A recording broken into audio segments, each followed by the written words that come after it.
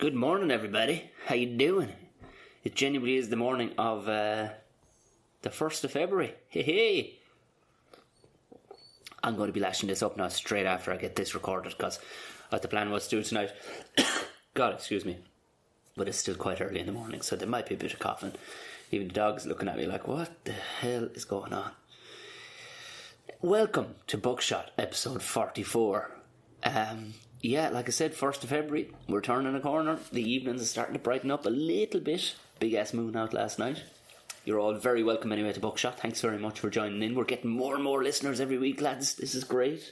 This is great. Lads and lassies, for anybody outside of Ireland, lads are kind of everybody that's your friend, male or female. It doesn't really matter. So, but anyway, in this case, everybody, you're all very welcome. This is fair play to you for tuning in, downloading whatever way you're listening to it, whatever platform you are listening to. Yeah, hit subscribe if this is your first time. I say this old stuff every week, but you kind of have to say it for a while until we gather a good old gang of us lads. Because, yeah, we're getting there though. It's coming up nicely. I even gotten a couple of nice reviews and stuff. People, yeah, that's the thing actually. I've been told this. It makes it easier for others to find it if people leave. This is the reason. I didn't know what it was. Why leaving a review on iTunes especially. Because they like charty stuff. I'm not going to keep an eye on it. I'll just be too busy trying to actually make a fucking podcast. Dog! Hey! What's up? She's whining in the background. She's after waking up. She's after getting her grub and everything. Come on, up here. Alright, sit down there beside me and be quiet for the podcast listeners. Here, there you go, dog. Good girl. This is both coincidental and ironic because when you listen to the beginning of this podcast with Edwin, today's guest, you'll notice there are two dogs in the background. I'll explain more in a minute. So yeah, this is quite a dog themed thing. Anyway, where was? Oh yeah, so you can, like that.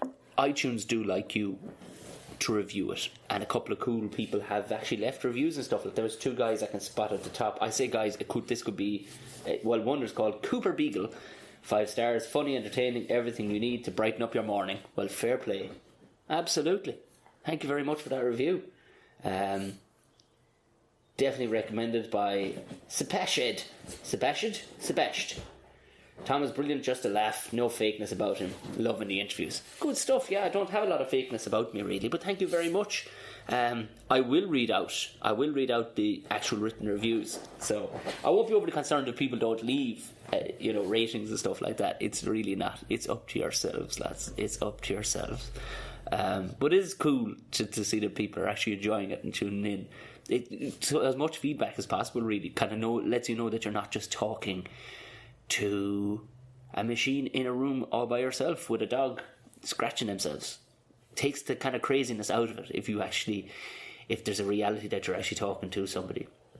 First time listeners, follow me anyway if you want updates and stuff, because there is I like us talked about the vlogs and stuff like that coming, so follow me on Instagram. Tom O'Mahony Comedy, very easy to find. Chatty Snaps, if you like that sort of thing, you can find me on that too. But you'll find a snap code on Instagram, or Tom Birr-oninan, I think is the name on that. If you want to send me anything on Twitter, it's at BuckshotPod or Tom_O'Mahony. Really, that's probably the handiest way to find me with anything. I will have a website of sorts, please God, by within the next few hours, because straight after this, that's why I'm doing it first thing in the morning. And last night wasn't a no-go because just fucking flat out busy. But I will be on with Gordon Rochford, who's finishing off my website for me. So we're doing like a 2-hour conference call style thing. So it should be at some stage finished today. And with that will be coming the vlogs and stuff like that, because I'm kind of putting them up through that. And like I said last week, I really don't have a fucking clue what I'm doing. So what I've been doing is the last couple of gigs, I've been videoing, kind of driving to them, having the crack, chatting with the comedians I'd be on with, and then maybe a bit from the stage. I don't know, do people want to see, like, are you interested in seeing what it looks like behind the stage? It's really never that fancy. Although I was in Cashel at the weekend on Saturday night for Cashel Rugby Club, it was fairly wild. And it wasn't the rugby players that were making it wild. It was some drunk ladies down the back. Oh, it was amazing. There was this one point. There was these 4 women just they may as well have been in the middle of a busy pub. They were just trying to talk louder than John Cleary was on stage. They paid in, like, this is the thing, and they're sitting in the back, but they didn't have the ability to be quiet, which is what you're supposed to do. I'm not saying anybody has to be quiet at any time, but you're supposed to be quiet, or at least attentive to what's going on stage. Nah, they were talking like it was a busy train they were on, and everybody else was talking, and they just had to talk louder to make themselves heard to each other. A few people had said shh, and out of nowhere, this woman who was sitting like middle of the audience just kind of perched herself up a bit. She didn't quite stand up, she just perched up and goes she goes, sorry John, while John was mid-flight in the middle of a joke, sorry John, and then turned to these women at the back and just said, would you ever shut the fuck up? It was fucking beautiful. Whole place gave her a round of applause. It was just brilliant. I don't think I caught that. I don't know if I did catch it on video, but again, I don't know how soon these vlogs will be out, because I'm after getting a very good program and I'm looking at tutorials and stuff, but this week was just very busy, so I'm going to concentrate on Sunday. Can I do it on Sunday? Yeah, Sunday I'm going to concentrate on looking at a couple of more tutorials on how to simple. I ain't going to be, like, nothing's going to be fancy. There's going to be no CGI effects in these. So I'm going to just see, can I get one out on YouTube? See what people think and tell me. Otherwise, people that would know about these vloggy things. I'm not, like I said, I'm not going to be doing one where it's a tutorial to the camera. This will just be following me around as I go to gigs. And then what day was it? No, Tuesday night I was in Belfast at the Empire, which anybody from the Belfast region will know the Empire. It's been around forever. Brilliant club. Jade and her father Jackie run it. It's a great club. I was there with Abigail Schumann and Colin Murphy. Full house. Great night. On a pissy kind of night. It was great to see a full house. Good sign in January. It's a good sign of things like. Yeah, it was a lovely show. I got some good footage of that now. That looks cool. I looked at that back. I kind of had to think about what would people, if they were interested in stand-up comedy or what it is to be a stand-up comedian, what shots would they like to see? So I got a good cool shot kind of from the stage and me walking on and stuff like that. So you can kind of get an idea of just a moment of walking on from the other side. But afterwards, I was starving hungry because I had a fucking plumber in just before I left, and I didn't get a chance to eat my dinner because this guy was with a mouse issue where a mouse bit through a pipe. Oh, jeez, this week has just been weird. The dog is just... Oh, right. The dog's toy is a piece of rope. There you go, dog. It would be easier if she could just talk and just make her part of the actual podcast. So yeah, afterwards in Belfast, it was too late really, because I was out because I stayed to see a bit of Abigail, and I left it too late to get something to eat then. Afterwards, because too late by the standards of getting anything half decent, as I drove down the same street as Lavery's, pulled up outside Lavery's where I gig a fair bit, and there was a KFC. I went, okay, it's not the greatest stuff in the world, but I'll just get something very simple just to tide me over for the drive home. And of course it was closed, but it's poor sadder birth defected chicken brother was open. Frangos. Oh my good Jesus Christ. I'm not going to dwell too much on this and we'll move on quickly with the actual podcast, but to say it was bad. Oh my God almighty. To the point I didn't even make it fully out of the city bounds.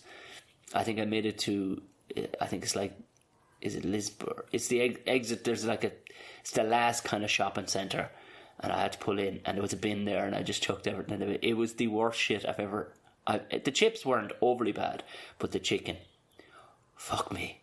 Do you know what it tasted like? It tasted like what I imagine, you know those props that they see in those North Korea documentaries, you know, the ones where it's like fake food, but it looks like a great shop looking through the windows just so people can see that the place is prosperous and all the rest of it.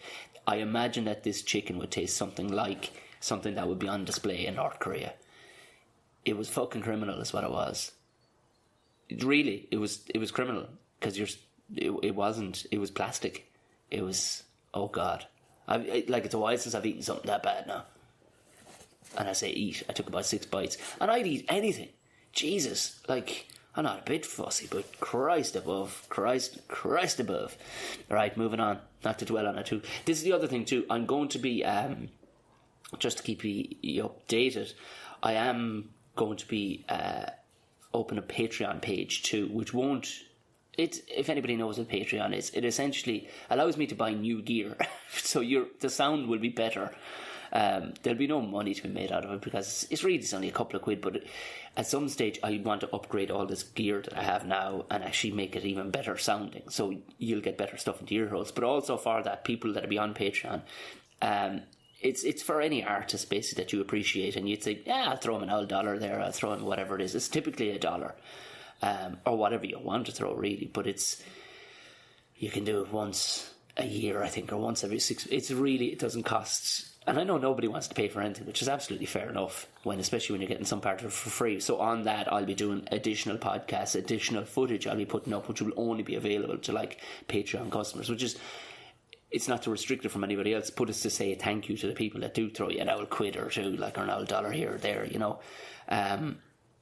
So that's that really. Moving quickly on into Edwin, today's guest, very good friend of mine. Since the very beginning I've known Edwin and have always gotten on with him. He's always been funny on and off the stage, you know, just one of those people you enjoy running into because he's always kind of silly. So just to give you a heads up, when we walk down the stairs to where we normally record the podcast, the barman, who I know well, I said, yeah, work away, head on down, Tom, everything's set up for you.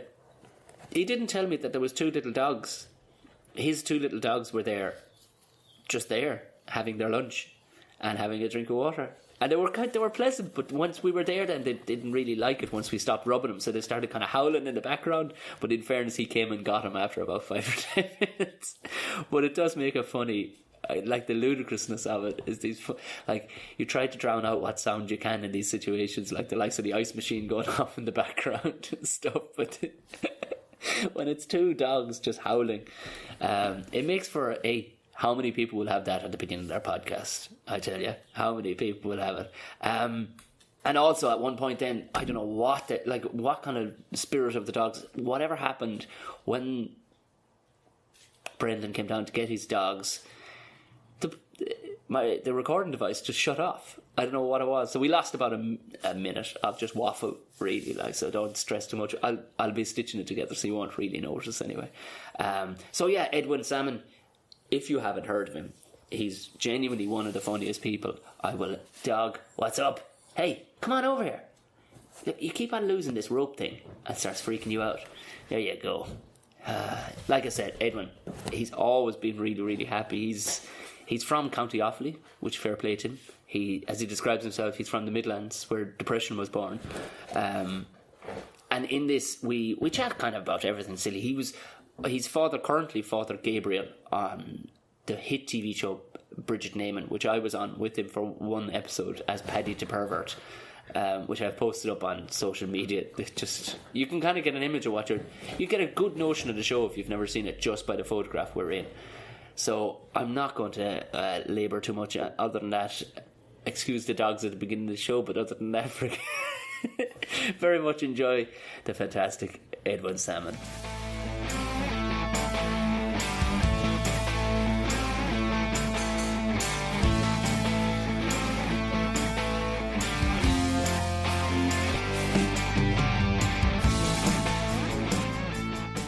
I can't believe, right, we're off. We were trying to pick up the noise levels from the ice machine at the back, but we have 2 dogs. Yeah, or just an ice machine that makes the noise of 2 dogs. It's, I was just, like, we were just saying the beauty of it is that I just said it's all cool if we record downstairs here at the International Bar. Of course, the barman who knows me was like, yeah, Tom, work away. No mention that fact that he has 2 little kind of Yorkshire Terrier looking dogs. Yeah, one small one, one slightly bigger one. And they're just kind of crying at the door there. Come here, boys. It's not a bad place for a dog to be. Sit in my crotch. It's nice and warm. It's a bizarre, like... Sounds weird. But this place is bizarre. Like, we run into Joe Dowling upstairs. Yeah. Who is suspicious as fuck because he won't say it, why he's in the middle of the day, not plastering on a building site somewhere. Yeah. He's in having a bowl of stew in the middle of the day. I mean, what's he think he's doing in the middle of the day? What's he... Wandering around in like, we're allowed to do that, clearly. Yeah, because that's part of the joy of being a comedian. You're the middle of the day is like the morning. Yeah, pretty much. For me, anyway. What time did you get up today? Like, what are you good at staying in bed in the morning? Yeah, I'm good at staying in bed in the morning because it's usually when I go to bed. I'm with you. Is like I'm a night owl, so I'll stay up. And you know what it is as well? It's a weird thing of like from the hours of 9 to 5 or 9 to 6. Yeah. You know, business hours, normal business hours. I'll actually try and do stuff. As in, I'll edit or I'll write or I'll do something. Yes, have a work day. Like. Yeah.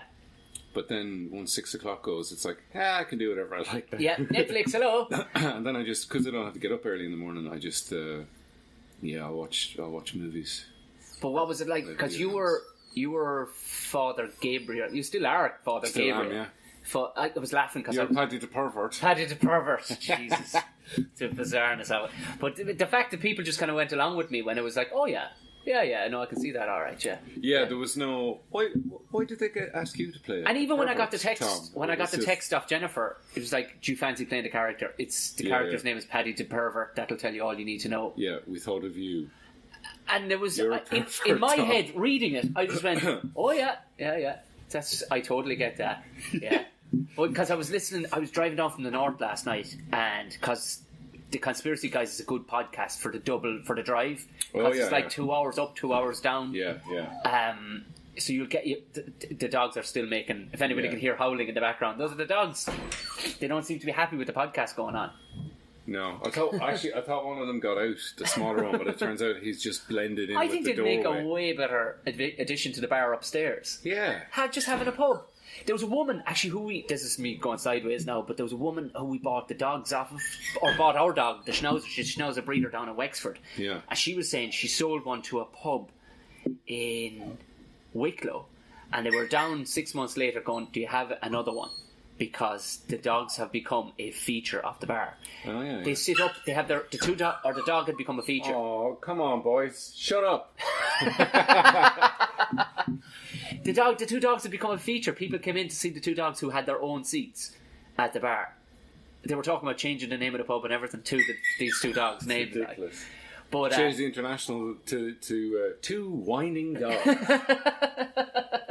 The two fighting cocks. Oh, it's just past the two whining dogs. It's fighting cocks. That's weird that you say that. Why? Because you don't.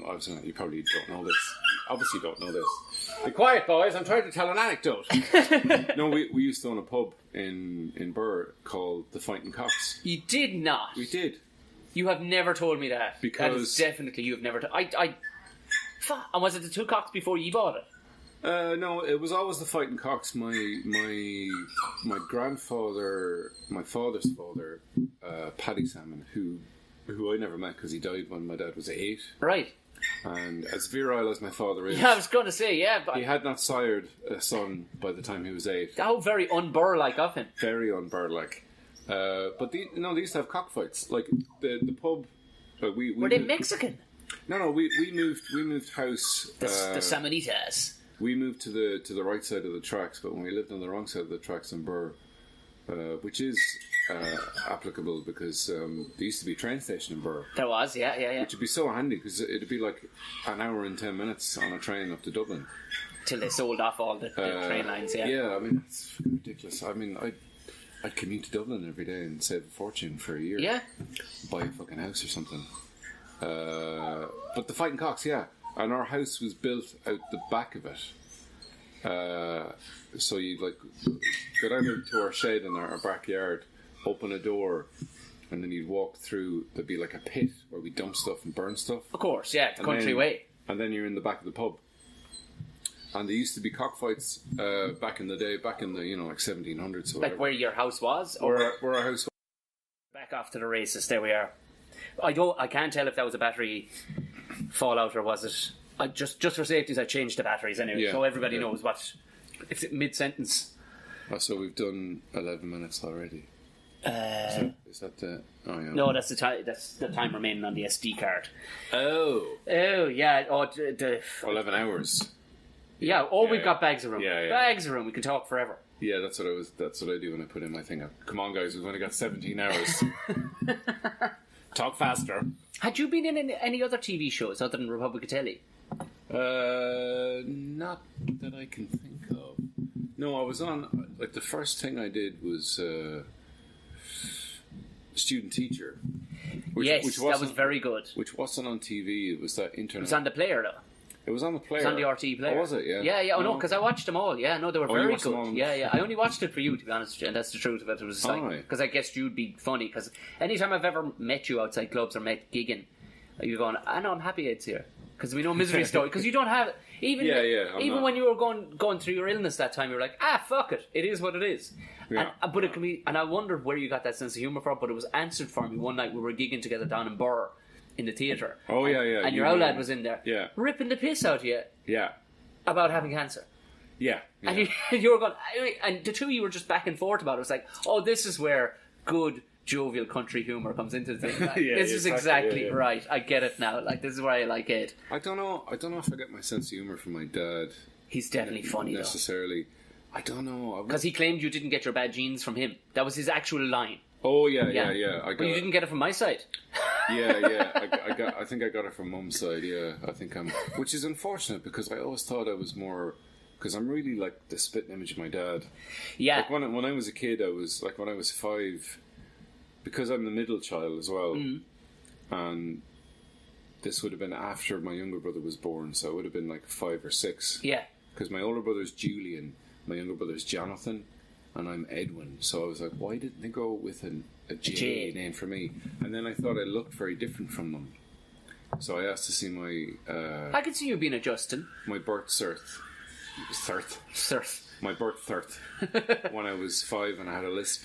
You asked for your birth cert age 5. 5 or 6, yeah. And then my dad showed it to me, and I was like, yeah, it's probably a forgery. I know. I was way ahead of the game back then. And then I realised that I definitely look like my dad, because we're at my grandfather's funeral. My mum's dad died, and this was before my dad grew a beard, and I had the beard, you know. And he copied you. Yeah, he copied me, and then he only has a beard like maybe 5 years or something. Right. But he didn't have a beard at the time, and he was, quite a large man. He's not as large as he used to be. But some old man kind of waddled over, put his hand out, shake my hand, and went, "How are you, Jerry?" No. And I went, "No." And I was thinking, Jesus, do I look terrible? Or has that man missed 30 years of his life? Yeah. Did he? Did he just think? Jeez, Jerry's looking well. Jerry's looking very well. He's growing the beard. But yeah, I'm absolutely 100% like the spit of my dad. Right. And even when I look at pictures of him when he was a kid and pictures of me were exactly the same. Are your parents both Offaly people like? Yeah, my dad's like born and like literally he was born in the upstairs of the pub, the Fighting Cocks. Right. He was born in the same room that his father died in, and my mum not at the same time, different days. And my mum is from Ferban. Oh yeah. So she's a country girl. But yeah, my dad's like lived in Birr his entire life. It's a fine town, Birr, though. It is actually. Do you know? I found obviously when you're younger and you want to get out. Oh yeah, shithole. Yeah. And I went from the frying pan into the fire because I moved to fucking Athlone. All right. And I have no offense to Athlone. I try not to slag it off because Eleanor Tiernan's from there and she's a good friend of mine. So, but I didn't enjoy it. No. But I was doing business studies in Athlone. In college? Yeah, I'd no business doing business studies, ironically. Like 120 or so people all lumped into one massive room with a lecturer trying to teach us about, ledgers and I just found it. The only thing I found interesting about it was business law.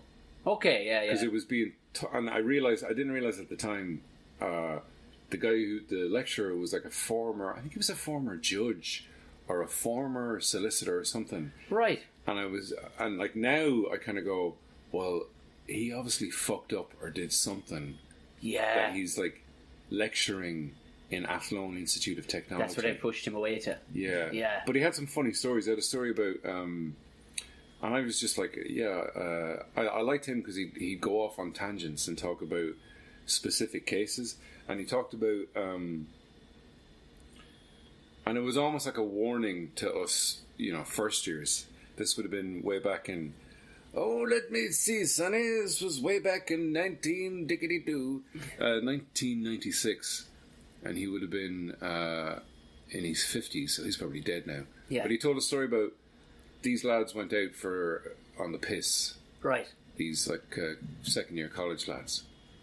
They're all out in the piss, and they went back to gaff. Some of them were living in the gaff, and one of the lads was fucked, like twisted, couldn't walk, didn't know where he was, and like they were literally helping him into the house. Standard. Yeah. And they basically put him in his bed, and then left the room.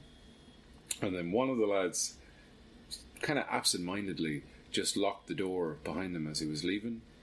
And then your man woke up a few hours later and couldn't get out of his room and was locked in his room for a few hours. Right. And then he sued all of them for wrongful imprisonment and won. What? Yep. So I think your man was saying that in a kind of as a sort of a warning to everyone. Oh, jeez. But he was being like, they were trying to be sound and, help him out, and Motherfucker. tucked him into bed and glass of water beside the thing, and then they just, And he sued him. without thinking, they locked the door behind them, and he sued them for wrongful imprisonment. So it's like, it's just this kind of litigious way that people can be, they could just kind of make money out of this. Yeah. Yeah. And that money comes from fucking us, it comes from taxpayers, I guess. Does it? I don't know the law. You tell me, Tom, you don't know. I don't know where I don't know where, like, 'cause if somebody sued me having to pot the piss in, what are they going to have? Exactly, yeah. Do you know? Yeah. If Grand. If somebody sued me, I'd be like, oh, Jesus, yeah, fair enough. Yeah, take it all. Take it. Take my massive fortune. It's fucking, that's the thing I don't really like about random people who talk to you. Because sometimes, for the most time, they're sound, they're nice. But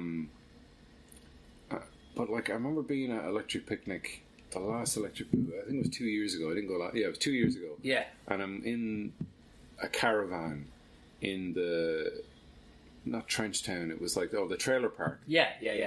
And there's like a caravan that looks like, I think it's been made up to look like a serial killer.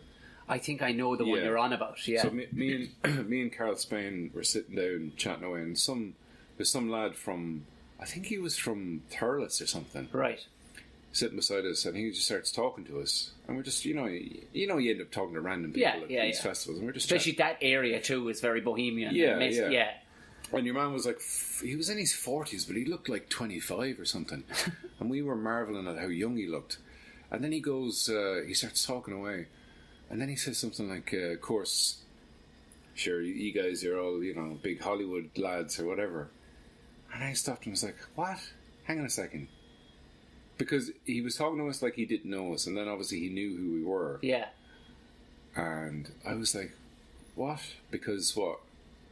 I've been on Republic of Telly or something, and Carl's known for his shows or whatever. Yeah. But this kind of, I was like, man, who do you think I am? Ryan Tuberty? Like, I don't have a fucking car, man. I can't afford it. I'm not rich or something. There's this thing, if you're on TV, then you must be making money, but you make more money doing gigs and doing ads. Stuff people never see you doing. Yeah. Like, advertisements are where some of the big money comes from. Like voiceovers and stuff. Which is I haven't done many voiceovers, but I did one recently, and I was like, sweet. Yeah. It's the easiest money you'll ever make. Yeah. I remember doing, I did a couple of voiceovers, but I remember doing one time, and it was between me and another guy. They weren't sure whether they wanted they weren't sure what level of neutral accent they wanted. And it was... I was going to say, they weren't sure what level of country silliness they needed. But obviously, your man says to me, look, cut out the culture altogether. I said, no problem, yeah. So I, as straight line as I could do it. And I could do accents, so it was fine. I knew, I could hear it back. It was like, there is no accent in that. Yeah. There's no discernible place in that. Yeah. But what he meant was, can you do it a bit Dublin?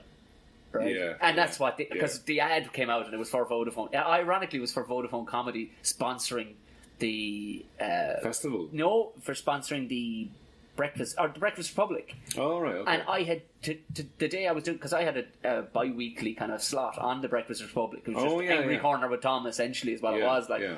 And I'd come from that to do the thing. I was like, kind of, I should be technically a shoe in here, but you never know with these things. But I remember they still paid me though to show up and trial for it. I think I still got like 400 quid for trialing, just putting my voice out there for like 20 minutes. It's like, this is still getting it or not getting it. This is the easiest money I could possibly ever earn. Like, I mean, it's like music videos. There used to be loads of money in them. Like, you know, you used to spend tens of hundreds of thousands sometimes on, you know, big. I mean, I suppose they still do for your Beyoncés and whatnot. Yeah. But yeah, advertising, they still have the money, but even for online stuff. But like I did a voiceover for a bank.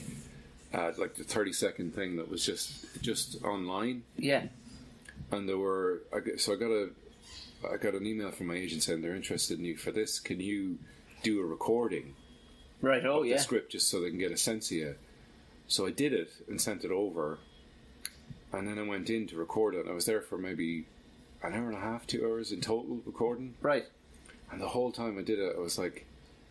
And I was making jokes and stuff and it was grand, but then I was like, right, I'll see if they use that. And in my head I was thinking, I won't believe it until the ad is actually up and done. Yeah. But I was recording the ad was finished, so I was, you know, trying to time it. Okay, right, so the actual footage was in front of you. Yeah, but I don't know, I guess they call that imposter syndrome, where you think you're going to get called out. Yeah, well, I feel that the whole time. Yeah. Like when I was doing not so much this year, but the year before, I did the panto for the University Concert Hall in Limerick. Yeah. And like the level of professionalism that they hire, like even down, like everybody, the crew rigging it, ultimately professional. You know what I mean? And you feel like you're like everybody's come from either Riverdance. They've come from like the name this year was Samantha Mumba. She was the name that they put into it, and like she's chatting away to you side stage and then walks out, belts out this unbelievable song while dancing. Yeah. Then there's this guy, Dale Cronin, who he got to the final of Dance with the Stars. He was in a boy band. He's chit-chatting away with me. He goes, I'll be back in a sec there. Goes on and does a front flip from a standing start and then does a back flip. You're like, what? What? And all of these people can sing, and they're all either come from Broadway or they've just, like, one guy flew in from Hong Kong doing Cats out in Hong Kong, like, and you know, and I'm kind of just looking on what. Were you doing any flipping or singing? Nothing. Last year they had us, because I have I can't sing really, but I have if the spectrum is from 1 to 10. Yeah. I have somewhere like around between 4.75 to 5. That's and they had me do that last year. Bang in the middle. Yeah, they had me do that bit last year, and they pre-recorded and then overlaid it, and it sounded okay. But this year, last year was myself and Spain were in it. Yeah. And this year, Spain, they put him in the other panto and put me in this one, and they let me kind of write my own lines. Okay. And they said, look, your only goal is to be funny as fuck. That's all you got to do. So they kind of let me off the leash a bit. So I didn't feel like such an imposter. But it's nice when they say, because that's kind of saying, you're funny. Yeah. It's not prove that you're funny. It's like... You're funny. I was just taken. It was just, and I was even embarrassed a few times because people were like, Tom, how can I make this bit funnier? And I'm going, what I would do there personally is I would give it an extra beat and a half, like give it 2 seconds, let it soak into the audience a bit, and then maybe throw your head up to the side. And it was working, but I was still embarrassed that it was working for him because I was like, oh yeah. I felt like a consultant then, but I haven't passed any exams to be a consultant or anything. That's it. Yeah. But they were their own words were, when you go out live a few times a week, raw to audiences, and you find out what's funny, so you must know. It's like you're taking nothing basically.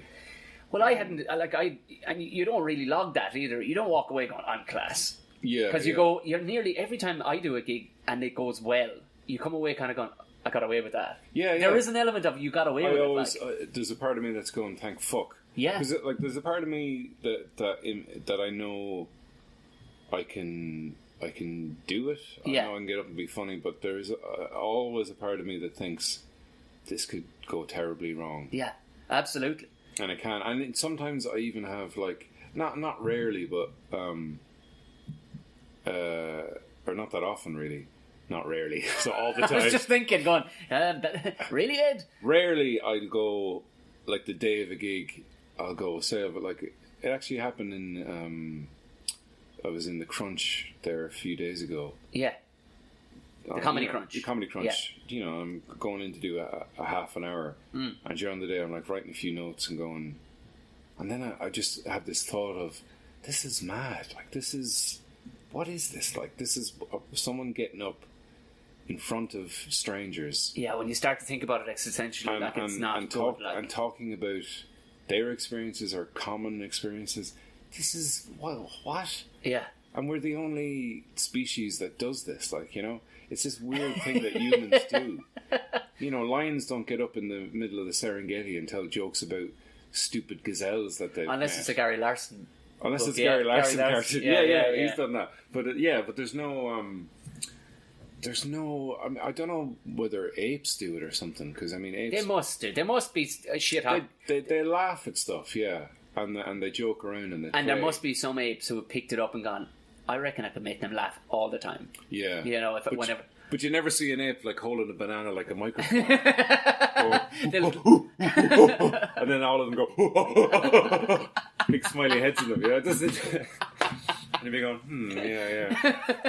I mean, they just throw shit at each other, but that's a protest thing. Because it was weird, I did, and especially when you're doing a... That'd be a tough crowd. A crowd throwing shit at you. Maybe you get that in tip. Remind me to come back to that story in a minute about monkeys throwing shit. Okay. But do you find that, especially when it's one thing to get comfortable in a club, you do lots. Yeah. But you know when you do a place you've never done before, you're like, and it's no different. It's still the same random people walk in. Yeah. But it's like it was last November. I was over in the UK with Tom Stade. Oh yeah. And I was opening for him, and like the level of confidence from that man. Yeah. He's just gone like. We were backstage at the stand in Edinburgh, packed to the fucking hilt inside there, and I'm kind of going, I better get my shit together rightly here, like, you know, and it better come out well, you know, because I'm definitely going to die in my hole. Yeah. And he was looking at me going, why the fuck would I have you? And he said, you alright? Because I must have looked pensive or whatever. No, he says, fuck that. Why would I have asked you here if I didn't think you... Just, would you cop on? He says, do you not think I'm going to go out there and destroy it? I said, yeah, but they're all people who have chosen to come. They didn't come to see the support act, that's for sure. Like, but he was right. He was like, but they're there to, especially in like a stadium gig thing. It's like when I did when I emceed for Kevin and Fred. Yeah, in Vicar Street. Yeah, and that was like just because Fred asked me. Because I'd never played Vicar Street. I got asked to do it when they did some charity thing where everyone did like 2 minutes or something. Oh yeah. Told one joke, and Eddie Izzard was on and everything, and Bren Berry asked me to do it. Right.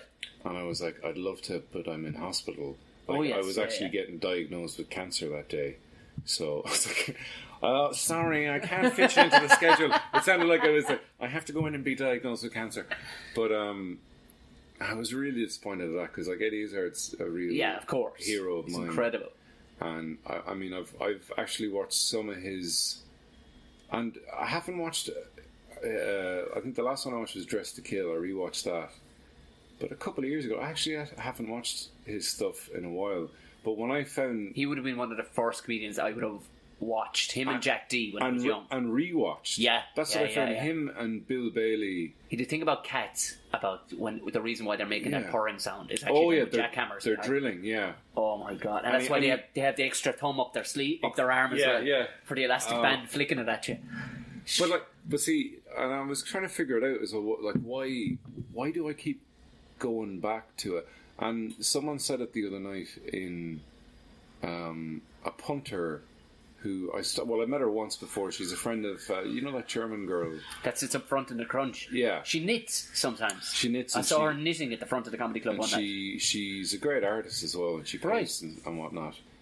She loves knitting, but it looks. She loves knitting. But her friend was there. I think the friend's name was Sarah. But she was saying it's like a good joke, a well-crafted good joke, well told, is always funny. Because she said she's seen some comedians, and she likes seeing them tell the same jokes because it's still funny.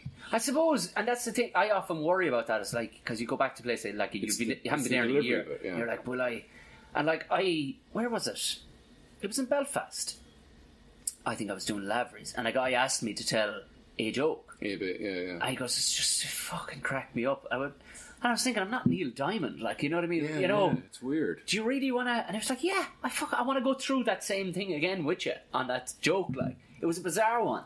But as you talk, sorry, I'm going back again. As you talk about being wary of talking to people, do you know what I've talked?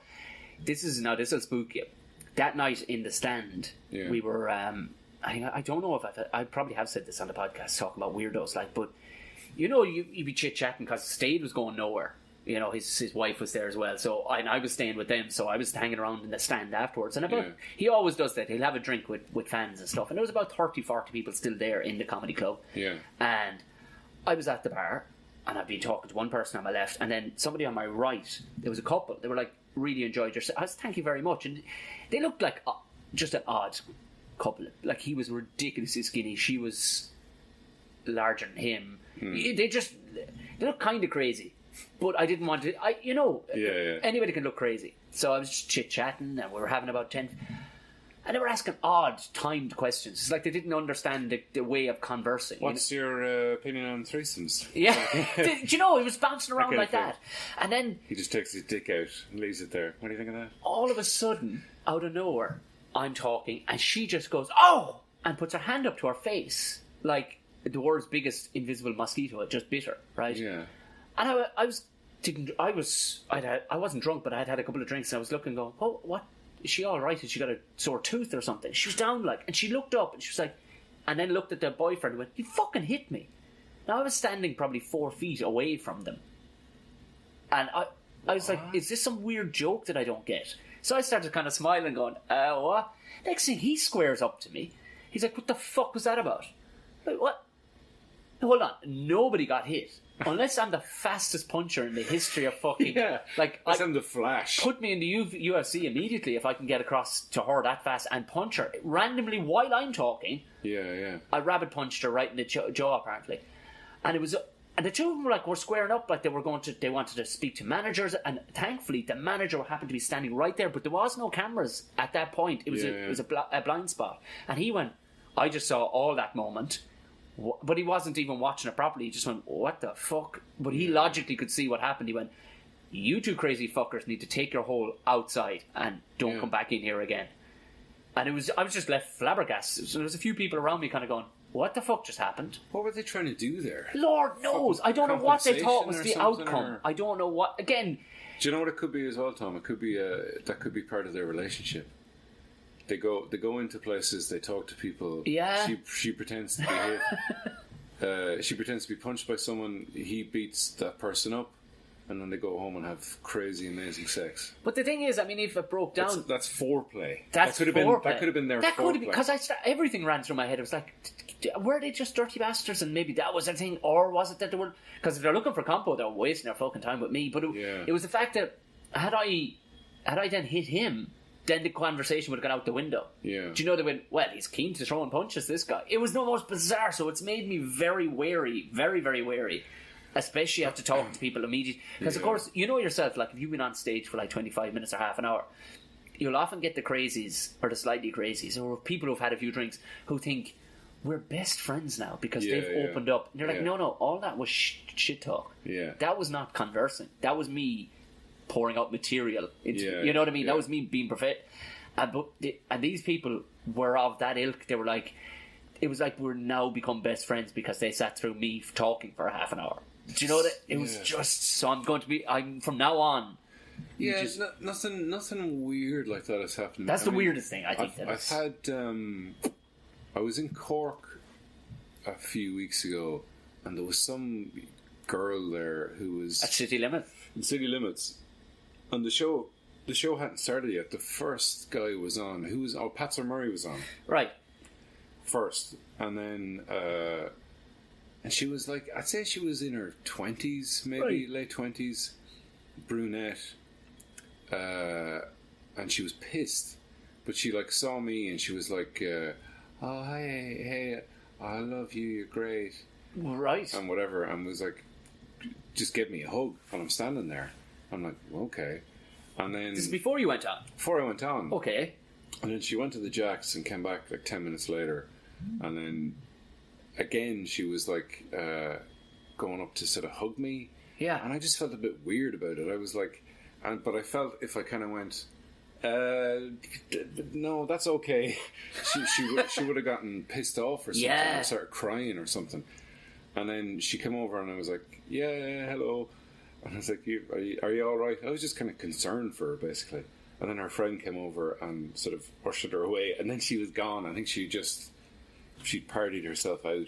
And this is to anybody who has never been to a comedy club, don't worry, this isn't your average lunatic to go to a comedy club, and you won't be assumed to be that. We're pointing out only cool people typically come to comedy clubs. Yeah. See, Because people come up afterwards and maybe they want a photograph or something like that. yeah. But they're not drunk and just start Well, sort of to be fair, grabbing you. to be Not fair, grabbing me.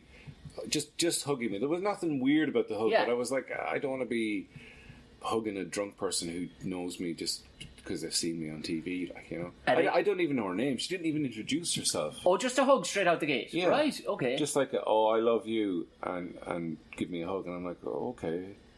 And in my head, I'm going, you don't even know me, like, you know. And it's bizarre because, I mean, what do you do? Because typically Irish people are quite reserved in that scenario. They're what I get an awful lot of is handshakes. Yeah. I get a lot of handshakes. Handshakes all around. Handshakes all around. Well done, lads. Handshakes all around. And I'm more like, and it's not like, rarely get a hug, but it's normally a handshake, like, fair play, thank you for that kind of a thing. Yeah. You know what I mean? You fulfilled the agreement, we paid for a ticket, Yeah. and you fulfilled the agreement, well done.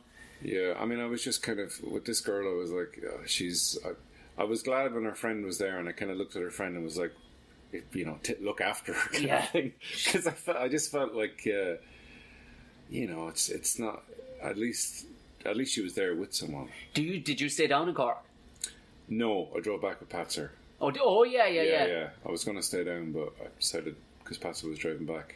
I've advised to it, like, I've stayed down a few times. Cork is good for grub. Yeah. And there's a chipper about 100 yards from there called the Fishwife. Oh, yeah. Have you gone in there? I've gone the in chips there, are good, aren't they? Yeah. Oh, I used to live in Cork. Oh, you did? Yeah, I remember you telling me that before. I lived in Cork for like 4 years. Why? Was that work or college? Or what was It was college and then work. I went to the impossibly long named St. John's Central College for Further Education and Training. I know, yeah. On Sawmill Street. That used to get flooded all the time. So when there'd be a heavy rain, you'd have to sort of swing round in a loop. But I did like video production and photography. Right. And, you know, made short films and did studio setup stuff and all that kind of stuff. It was a very practical course. So I did that for 2 years, like a FETAC thing. It's the only qualification I actually have. Right. And then I worked in... Did you pull out of Athlone IT when you were doing the business thing? I pulled out and came in its back. I knew the second that those words were coming out of my face. It was like, yeah, it is definitely... Sex on the brain. Yeah. I left Athlone because I had no business doing business studies. I only went to Athlone just to get out of Birr. You didn't go very far. I didn't go very far, and then I wasn't working part-time or anything, so I'd like no money at all. Yeah. And whatever money I had, I used to just... And Athlone is not the place to be without any money. It's the Manhattan of the Midlands. Yeah, so like I moved home, worked in a meat factory for 6 months, and then I moved to Cork because my girlfriend at the time was living there. She was in college there. Right. So I went down, just moved down there with no real idea what to do. Got like a part-time job working in a kitchen in a restaurant, and then I did that course, And then I worked at Boston Scientific for 2 years. In Cork? In Cork, Right. yeah. Which was a great job. Yeah, I have family members employed in the Clonmel division. Yeah, great company, great benefits. You know, like you get every 6 months, you get like a slight increase in your wages just out of loyalty, just for being there, which was nice. And then I left it all behind. For stand-up comedy. No, well, initially it was to go do film production, or, well, it's media arts it was called, but now it's called film and television. So I did that for 3 years of a degree course, and then I dropped out. You did 3 years out of 4 years? Before the fourth year. Because, for a number of reasons, I didn't like the lecturers, and I didn't like writing essays, especially in French. That was very difficult. What? See, like I did French with it. So we did French film studies, which the lecturer just kind of turned into feminist studies in cinema. Oh. And I got nothing against that, per se. But if it's just one part of the course, but if the whole thing is... But it was supposed to be French cinema, and she was just shouting on about feminism in a really boring way. Yeah. And I fell asleep in her class a few times. So I think that's why she failed me, because I wrote a bad essay in French. It's very hard to write in French. And I just wasn't enjoying it. It sounds to me like you would have been more on the practical side of things. Absolutely. Like, I love doing practical stuff, and I love that's collaborating with people. It's normally what happens when you find very naturally talented people for the thing. You're like, no, look, can we get over that there, because I can go straight to the... You know, and you can't obviously say that, and they have to justify their wages as well, like by going, no, I've got to teach you all this other shite that you'll never ever use. You're going, listen, I'm going to be Father Gabriel. I went to a fortune teller last night. She looked at my hand, and you will not believe the future that lies ahead of me. I don't have time for this shit right now. All right, take your fucking French this essays. This won't even be a paragraph in a chapter in my autobiography. But the lecturer who I was doing the fucking thesis or dissertation for, it was a dissertation. He was just no help at all. He was very, very cold, and just really he really kind of stick up his arse. And he was saying all this stuff to me, and I actually had to say to him, "Sorry, you're saying all this like I've done this before. Yeah, I haven't done this before, so I need sort of practical advice." He was just saying this is bad and that's bad, and I was and we sort of had a bit of an argument. Okay, yeah. And because I went as a mature student, you know, and I just didn't like him, and then I failed my French, so I had to take a year out, and in that year I started doing stand-up. Where did you start? In the Halfpenny. Did you? My first... At the Battle of the Axe? First 3 gigs were... My first gig was a Thursday night. It's recorded somewhere. My brother recorded my first 3 gigs. Really? But no one's ever going to see them. No, of course not. And that was the hardest thing, to sit down and watch myself.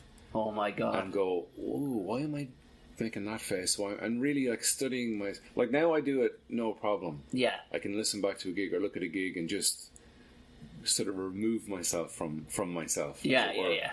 But he put me on last. Oh. So I went on last on a Thursday, and my first 3 minutes I made up off the top of my head. Did you? I just went up and started talking about my mother being an alcoholic in a wheelchair, and how it was easy to run away from her and all this kind of stuff.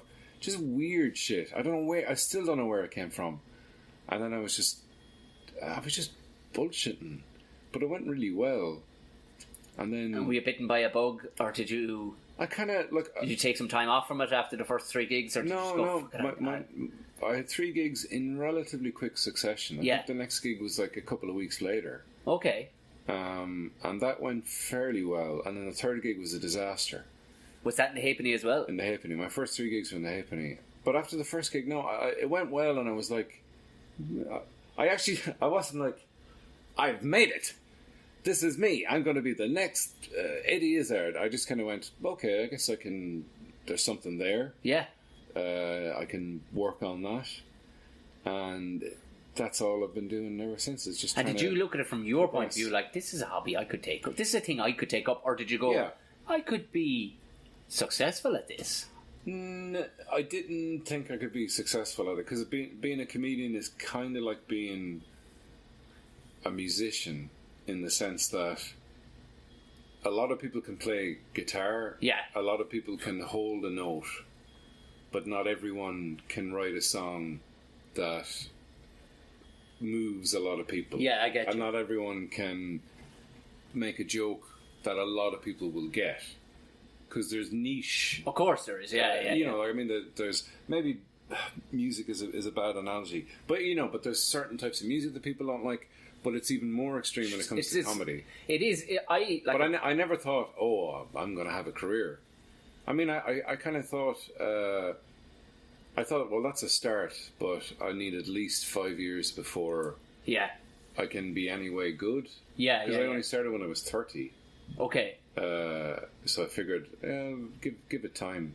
And I was working, at that stage, I was working in Woody's and doing the gigs and just enjoying them for... But by 32, at least you had a practical outlook on the world, and that you had actually worked with real people and stuff. So you knew what they found funny too, though. You know, that kind of way. Because you would have had chats at work. And go, I know what fucking Margaret will say in her mid-40s finds funny. You know, that kind of way. So you get it. Because I didn't start... I think I was 28. Yeah, I would have been 28 because I'm 36 now and I'm at it 8 years or whatever. But it was definitely the fact that I'd been working with funny builders. Yeah. Angry funny fuckers for like 12 years at that stage, like, so you're just pretty much taking their attitude to the stage, like. Well, what I used to do when I was working in Woody's is I used to just I'd either talk in a completely different voice for an entire shift just to the staff members, and sometimes to customers. Like, what voices would you do? Like my friend Claire, who doesn't work there anymore, but Claire would be on reception of an evening, and I'd just be wandering around. And the evenings would be quiet. You'd be helping a few people. We'd just be kind of tidying up aisles and whatnot, and making sure all the Phillips head screws were in the Phillips head screw box and not mixed in with the flatheads. Oh God! But Claire would call me, and I'd walk to the front and just launch into Christopher Walken and say, Claire, you called me. I was just organizing the screws. What is it that you want? And she'd say, can you help this person who'd be standing right there? And I go, yes. And then I go, can I help you with anything? Or else I put on an English accent or a northern accent. Must have been good crack working with you, because I see the death in a lot of people's faces in Woody's. There's a lot of death in their faces. And when you ask them for something, it's like, oh my god. And I try to make it as easy going on them as possible, like, because it's like, okay. No, but I would, like, I mean, and some of the young lads in there would be complaining about the job, and I'd go, not like a sort of look at me with all my wisdom, and I go, lads, I used to work in a meat factory where people would throw dead pigs' penises at my face. This is not the worst job. In the cold. In the freezing fucking cold as well, in a meat factory. Like, I worked in one for a while, like, and it's... like I said, here, look, lads, I'm 30 years old. I've been working odd jobs since I was 14, and this is what, your second job? It's like, you'll have way worse jobs than this. This is pretty alright, like, you know. Yeah. But, it's always warm. I always find the Woody's nice and warm. Yeah. Far warmer than B&Q. Yeah, and you'd lose a bit of weight in the summertime because it'd be so hot, and all the picnic benches and everything are stored up on high, so you'd have to get the big, what I call airport ladders. Oh yeah. And go up. So, like, I remember going in one Sunday morning, really hungover, because I worked every weekend. Like, Mondays and Tuesdays were my weekends. Yeah. And I went going in Sunday morning, really hungover, and just saying to the boss, "Here, put me on the floor, just putting stock up. I don't want to talk to anyone." And then, but you get called to reception. You'd have to bring out a bench or whatever, and you go up. And I remember just going up, and it was really hot, and I was just sweating. Bring out stuff, drink loads of water, sweating. Drink loads of water, and by lunchtime I had, like, sweated all the alcohol out of my system. Fantastic. And felt great. Now, you don't get that in comedy. No, you don't. You just have to go in hungover. But Well, I actually like doing gigs hungover because your brain works a little bit differently. It does actually. I know that's a very valid point. There's the and you're kind there's of the more, leaving the house. Kind of more relaxed. There's the leaving the house, putting the coat on, going, oh fuck me, I could stay in and watch Netflix. Like, but when you do get to the club, then it's like, oh no, this is actually exactly what I need right now. Yeah. So we were to talk, and about monkeys throwing poo. Yeah. Are you a wrestling fan? I like wrestling my girlfriend in bed. Do you remember Giant Haystacks? Oh yeah. Well, a friend of mine, he became a good friend. Now he's passed away since. He was an older Big man. Daddy. No, he was. Daddy. He was. He You're was friends with Big Daddy. He was this guy Jerry I worked with. He worked for a company that I worked for. He was a bulldozer driver and had made big money back in the day. Lost it all through the beer, the whole fucking lot. Anyway, but when he was coming up back in the day, he was a bulldozer driver in England. Yeah. And he was a big man, and even in his 70s now, he was built real strong, you know. But he used to wrestle on the Saturdays on telly with Big Daddy and Giant Haystacks. Like, he would have been probably on a fit 17.5 stone man, like, you know, maybe 6'2", big man, but like nothing to these lads' size. But he was good friends with Haystacks. Like, one particular story he told me, Haystacks also wasn't like, they were professional wrestlers that got paid, but they still had to work real jobs. So he worked on the same building site, normally building motorways, and he drove a grader. You know those things? They're big, long, stretched. They look like something out of Star Wars, and they have a blade underneath that smooths off stone. And Haystacks used to eat 30 crew beans because he was part Irish, like pig's trotters. He used to eat 30 of them at lunch a day, and he'd boil them in a mini little barrel, like a 20-gallon drum, and. But he'd start boiling them at 7 a.m. under a gas. He'd have a gas cooker. And every time he'd pass the canteen with the grader, he'd jump out, leg it over to the canteen, just check them with a fork, see how they were doing, and get back in. And after about the 6th or 7th week, the foreman hated fucking Haystacks, because Haystacks just ruled the place. He was 35 stone and was 6'10". Nobody was going to cross him. And he just sit on you. And he got sick of Haystacks stopping the job and running off checking these. So one day the foreman came over and kicked over the barrel of crew beans. He comes back and saw exactly who it was, right? And he knew who it was. Haystacks was furious. He had an unbelievable temper as well. Went over, and this guy was eating his lunch in his old Land Rover at the top of this big gradient, like a big steep hill down to. He turned the Land Rover over. The guy spent 6 months in hospital afterwards. He flipped it over and rolled down the hill. But when I got onto this, I was like, oh yeah, the temper on top of that. He goes, oh man, he says, I'll tell you this one day, right? We'd normally go on the rip after wrestling during the day on a Saturday. He says, we go on the fucking tear because this fucker drink 40 pints, like. He says, but we were coming off the beer for a dry January. He says, this one time, he says. And we were trying to think of things to do, myself and himself, Haystacks and himself. So they went to the zoo one day, the two of them, right? Two big fucking lummoxes. Haystacks walked in, right? But Haystacks was a bit fucking simple in the head sometimes. Frightening all the animals. And Haystacks was always constantly eating. So he had a bunch of bananas that he was just eating nearly whole as he was going, like a giant great ape himself, right? But they got to the chimpanzees. Oh, no. And he was sticking up his fingers and waving them at the chimpanzees, right? The bananas. And of course the chimp lost his fucking mind because he wanted fucking one of these bananas.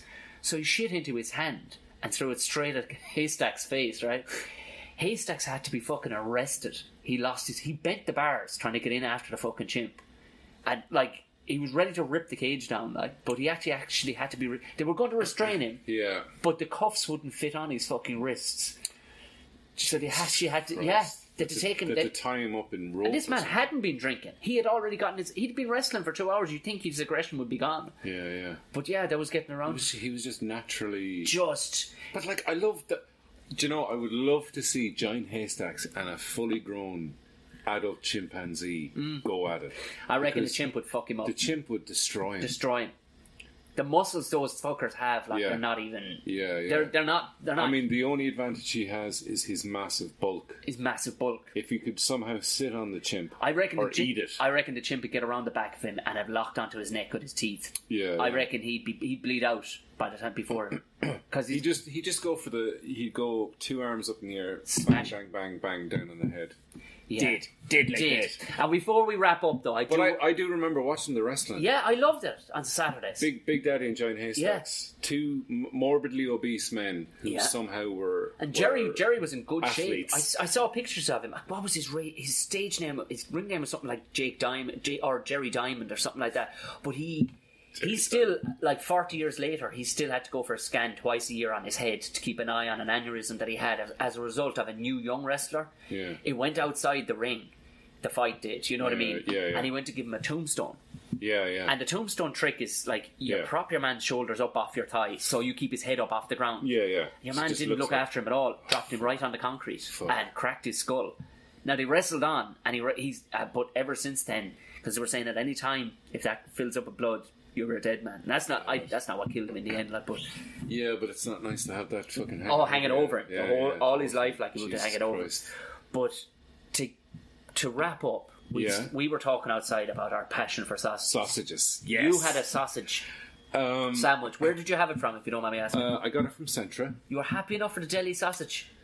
Do you know, it's not the best sausage because as a sausage snob. Because as I mentioned before, I used to work in a meat factory. Right, and it was a pork?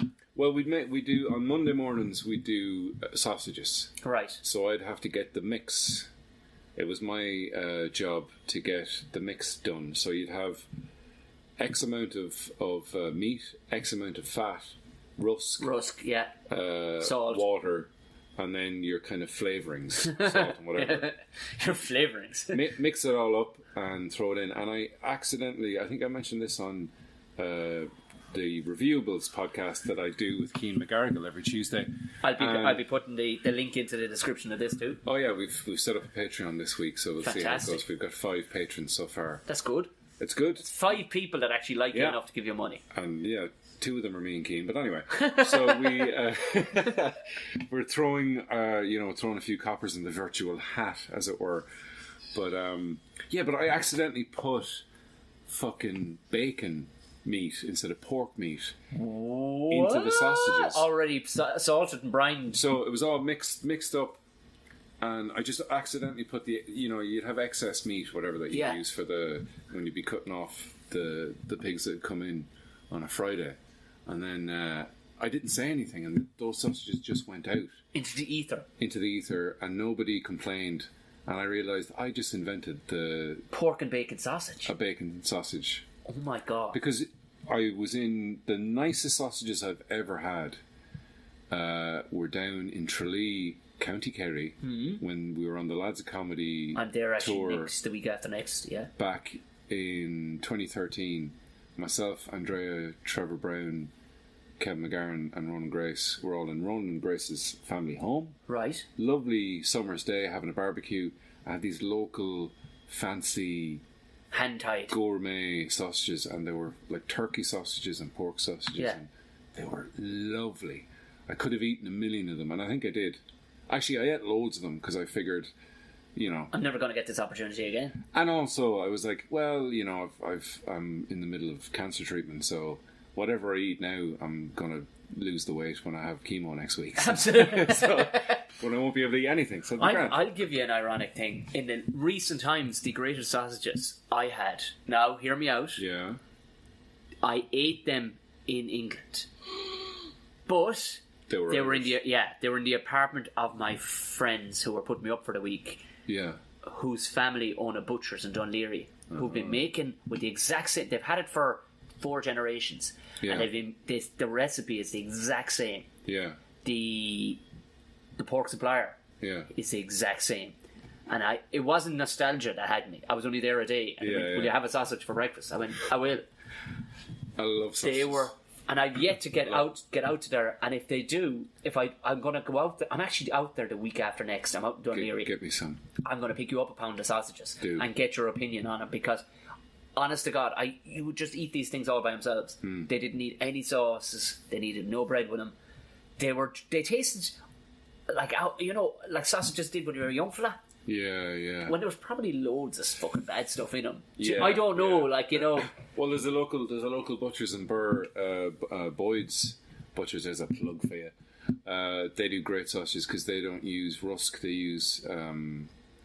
nothing. They don't fill it. There's no filler. So it's like a 90% pork sausage, more or less. Like. Yeah, I think they use a little bit of breadcrumbs. Yeah, well, you have to use something. Yeah, you have to use something. Which is nice. But there's a place in Galway City, I can't remember the name of it, but it's down, you know where they usually have the little hippie market and there's a church? Yeah. And then behind the church, well, not hippie market, but more or less. Crusty market. Then behind the church, there's a butcher's there, and they make their own sausages, and they're lovely. And I've actually got a hot tip on sausages as well. Yes, I'm all ears. My housemate Malachy was saying there's a butcher from Cavan who is selling his sausages in Aldi. Aldi are doing a partnership with him or whatever. So his sausages are being sold in Aldi supermarkets. Are they sold as under his name? I'm not too sure. I look out for them. I'd say so, but Malachy was saying they're fantastic sausages. If you are ever passing through the Principality of South Tipperary, there's a very good butcher's in Cahir, the town of Cahir, the medieval town of Cahir, where the Tudors were shot. The Tudors. It's called the Artisan Butcher, and basically everything that's on the menu that's up for sale hasn't come from further than 4 miles away. Yeah, and he does beginning to end slaughtering. You bring them in alive at the side, they're out on the shelf within a couple of days. Like, he does the full work, so he's the full, and all the pigs that he has are all field reared. So the sausages and the pork chops, more so, like the sausages are nice, but the pork chops. Jesus Christ, because they're from field raised pigs. I like a bit of pulled pork. Yeah, do you know what? When I do move back into the city, I've gone very good at the barbecuing. Very good at it. Yeah. And I'll have to treat you to a right. You're quite the barbecue master. I think, and I've said this on the podcast, I was trying to work out why I like it so much. And I think it's because of my latent Irish alcoholism. Because with barbecuing comes drinking. Yeah. They go hand in hand. They go hand in hand, yeah. On that, where can everybody find you? And will we see more Bridget Naiman? Well, I can neither confirm nor deny. Okay. I think there's going to be a series 4. I definitely think if you've anything to do with the writing, Paddy the Pervert should make another appearance. I will put in a word and see if such a show does that. If series 4 does come back out. Yeah, I mean, I was thinking of even writing a sort of a spec script. And you'd write a very funny one, in fairness. But I don't know. You don't want to tread on people's toes either. Yeah, I mean, like I'm working on my own ideas, so I'm just going to go with those. But almost every sitcom that I've ever penned any sort of a notion for, you've turned up somewhere in it. Yeah, because there's always country folks in it. Exactly. And you have an aversion to your brother, like, and it's like we're both from Midland counties too, like, so it's like. But I'm happy enough going in as a gunfire. And actually, since the second series, there's been a few bits where in the script it just basically says Father Gabriel talks about a fantasy he's having or something. Oh, brilliant! Great! And I just go, and there have been a few times where Jason's just been saying, just say whatever or do something. Jason the director. Who also looks like he looks like your man from shit. And I said it to him and he goes, yeah, Tom, because nobody's ever said that to me before. You know your man, Jesus, what band was he? Common People. He looks like Jarvis Cocker. Jarvis Cocker. Yeah, doesn't he? He looks like a grey Jarvis Cocker. Yeah, maybe. Yeah. We see when I met him at the very first, we were doing Damo and Ivor on Republic of Telly. His hair was still jet black. Yeah. I remember that. Yeah, the first few, because that's how that whole thing started. Was me coming on, playing a priest in a sketch. Yeah. And then I think it was Jennifer, just basically said, whenever there was a sketch where there was a priest in it, she was like, "Oh, get Ed Sammon. He's hilarious as a priest." Because in between takes, I'd just be talking shite as a priest character. Because I just, just to relieve the boredom of waiting around. So it's nice to have, I don't want to write the show. I'm writing my own show, but it's nice to be involved in it. I mean, it's just great fun. And where can people find your podcasts? Reviewables Pod at Reviewables Pod on the internet, on Twitter, Yeah. You can get it on. I listen to it on Spotify when I do listen to it. Oh, very good, yeah. But you can get it on all good podcasting. It's under the Head Stuff people anyway. They'll under find it. the Head Stuff Podcast Network. And Ed Sammon on Twitter. At Edwin Sammon on Twitter. Salmon is SAMMON. Fantastic stuff. And I also have a YouTube page that I'll be putting loads of shit on this year, starting in a couple of weeks, hopefully. Beautiful stuff. I have to do it now that I've said it. Yes, you do, yeah. Because it's going out there now to people to go, where the fuck is it? Because people do ask for stuff. The dogs have been replaced by 2 ladies. Fantastic, right. Well, we better wrap it up. That's a magic trick. Handshakes all around, handshakes all around. Thank you very much, Edwin.